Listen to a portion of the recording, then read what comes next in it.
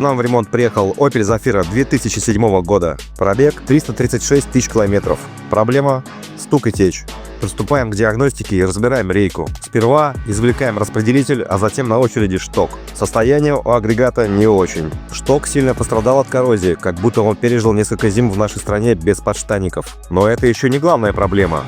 Прежде чем продолжать, заменим шток на новый и проверим, исчез ли стук. К сожалению, замена не помогла, проблема оказалась глубже. Внутренние посадочные места сильно изношены, и люфт выходит за допустимые пределы, как на старом диване у бабушки в деревне. Рейка признана неремонтопригодной. Такое случается, но не беда.